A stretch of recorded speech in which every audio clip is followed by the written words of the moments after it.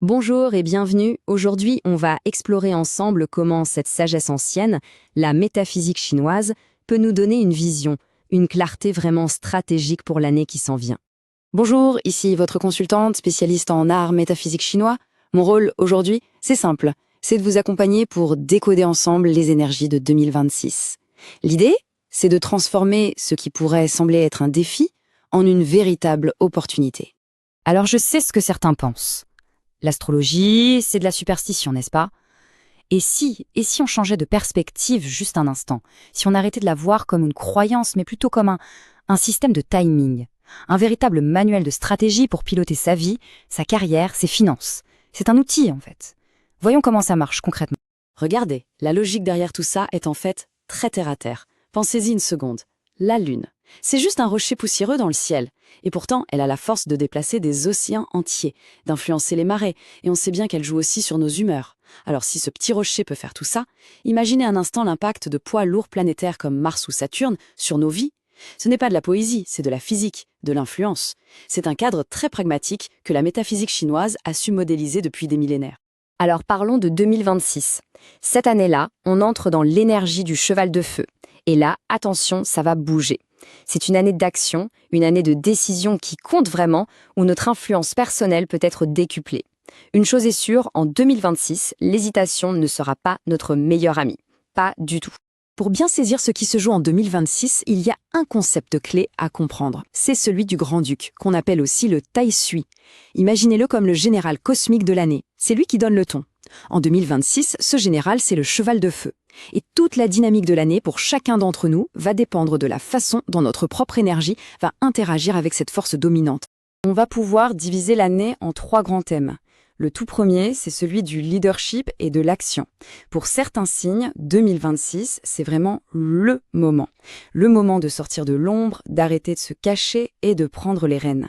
Alors, de qui s'agit-il? On regarde ça tout de suite. Alors, qui sont ces leaders en puissance? D'abord, on a le bœuf. Avec l'étoile de l'empereur, il a une autorité naturelle. C'est le moment d'assumer sa compétence de prendre les devants. Ensuite, le tigre. Lui, c'est l'étoile académique. Sa connaissance devient son pouvoir. Il doit affiner son expertise à un point où la concurrence n'est même plus un sujet. On a aussi le serpent, avec son étoile motrice. Pour lui, tout est dans la précision, pas dans l'agitation. Il frappe au bon moment. Et bien sûr, le cheval. En tant que grand-duc, il est au centre de l'action. Il doit diriger et avec décision parce que s'il hésite, tout s'arrête.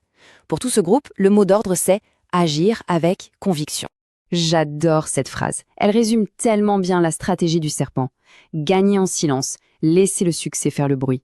Pas besoin de fanfare, pas besoin de grands discours. Juste l'efficacité, la précision, le bon timing. Ce sont ça les vraies armes. Après l'action, passons au deuxième grand thème de l'année, la réinvention et la croissance. Là, on parle d'un autre groupe de signes. Pour eux, 2026, c'est un peu comme un camp d'entraînement pour l'âme. C'est une année de transformation profonde où les vieilles structures, tout ce qui n'est plus utile, doit s'effondrer pour faire de la place au nouveau. Ici, on retrouve le rat qui est en conflit direct avec le grand-duc. Forcément, ça va secouer. C'est un changement qui est imposé, souvent inconfortable, mais tellement nécessaire pour ne plus jouer petit. Pour le dragon, c'est différent. C'est un éveil intuitif. Sa mission principale cette année, c'est d'apprendre à écouter et à faire confiance à sa petite voix. Le singe, lui, est boosté par l'étoile du cheval du ciel. C'est une invitation à lâcher les vieilles limites, à voyager, à s'élever. Et enfin, le chien, il bénéficie d'une énergie de soulagement terrestre. C'est le moment parfait pour lui d'arrêter d'essayer de réparer ce qui est cassé et de commencer à construire quelque chose de bien meilleur.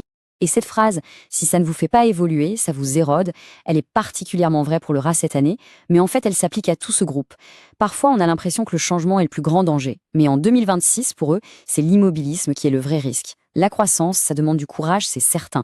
Allez, on arrive à notre troisième et dernier grand thème, l'harmonie et la connexion.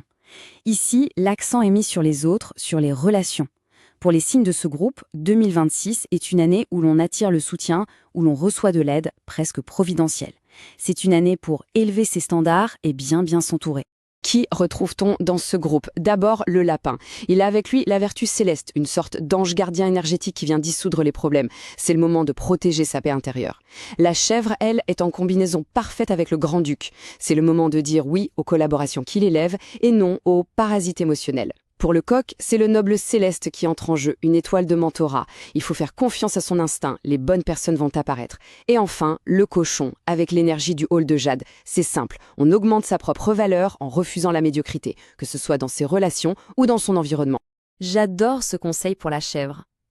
Entrez dans une pièce comme si c'était vous qui l'aviez construite. C'est une pure injection de confiance, n'est-ce pas? Ça veut dire quoi?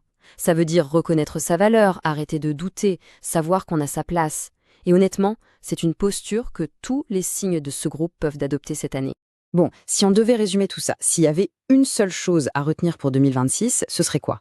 Eh bien, au-delà des particularités de chaque signe, le message central, c'est que le timing est la clé de tout. Absolument tout. Et j'aimerais vous laisser avec cette pensée. Si vous avez parfois l'impression d'être bloqué, de faire des efforts sans voir de résultats, il est possible que le problème, ce ne soit pas vous. Ce ne sont peut-être ni vos compétences, ni votre volonté. C'est peut-être tout simplement que ce n'était pas le bon timing. Et la bonne nouvelle, c'est que 2026, c'est justement une chance formidable de se recalibrer avec le bon tempo cosmique. Bien sûr, tout ce que nous venons de voir, c'est un aperçu, une vue d'ensemble. Si tu veux en savoir plus, il faut savoir qu'un thème astrologique chinois ne se résume pas à un seul signe, celui de l'année, mais bien à 4. C'est beaucoup plus complet et personnel. Alors pour approfondir ou bien pour me consulter, prends contact sur le site qui s'affiche www.fengshuioriginel.com. Que la sagesse du Bazzi vous accompagne. Très belle journée à vous.